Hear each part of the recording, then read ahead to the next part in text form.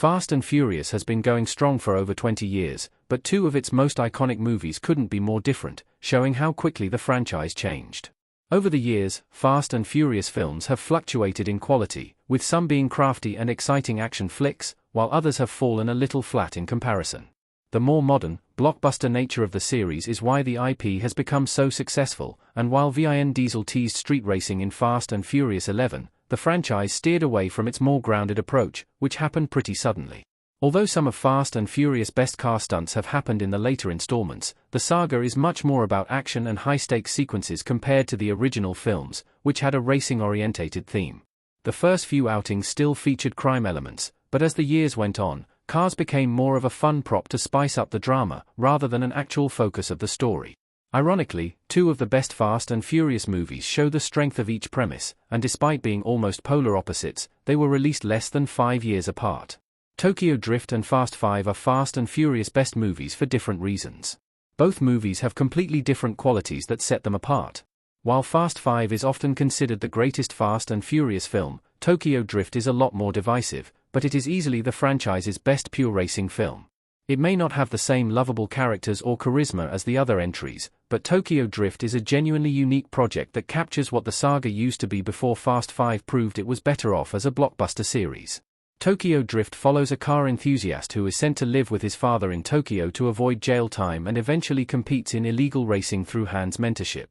Despite its fairly disappointing reviews, the movie has a massive emphasis on cars and the lifestyle that comes with street racing. In addition, it maintains its dramatic elements by having big action scenes and even Yakuza connections, but it ultimately does a strong job of showcasing the franchise's initial core elements. Unfortunately, Tokyo Drift became Fast and Furious' lowest-grossing movie, proving a change was needed. Enter Fast 5.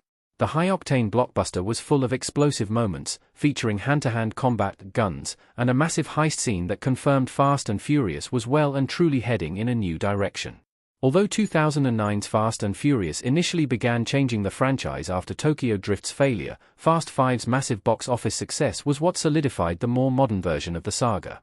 Everything that has come afterward has mimicked the fifth film's style, and while none have been quite as good since, it became clear what the movie series' winning formula was. Fast 5 is easily the best project to come out of the Fast and Furious universe and deserves praise for reviving the franchise after its issues, yet it couldn't be any more different from Tokyo Drift. Tokyo Drift was the last Fast and Furious film about cars before it all changed.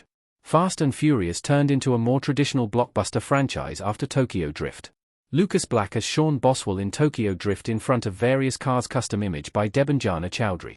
Alongside being a great display of racing-based action in Fast and Furious, Tokyo Drift was the last movie in the franchise that was actually about cars. Much of the conflict and resolution happened as part of a race or drifting contest, rather than through death-defying combat that just happens to involve vehicles. Parts of Tokyo Drift focused on a rookie learning how to drift, and although the story also involved Han's supposed death before Fast and Furious retconned it in future installments, all the meaningful elements of the film happened while racing, which changed soon after. Given Tokyo Drift's box office difficulties, the franchise clearly had to freshen things up, hence why Fast and Furious, 2009, flipped the narrative so drastically. The film focuses on Dom and Brian getting revenge on a heroin smuggler after he seemingly killed Letty, which is a far cry from what the story originally focused on. Even though the fourth installment lacked in quality, it doubled Tokyo Drift's box office and confirmed Fast and Furious' switch from street racing to blockbuster action, meaning the franchise's trip to Japan was the last real time it prioritized cars. Fast 5 was incredible, but Fast and Furious could have used more Tokyo Drifts. The franchise's best movie was also the point of no return. Very few fans would dispute that Fast 5 is the best entry in the series, but as great as it is, it would be nice if the franchise had more films like Tokyo Drift.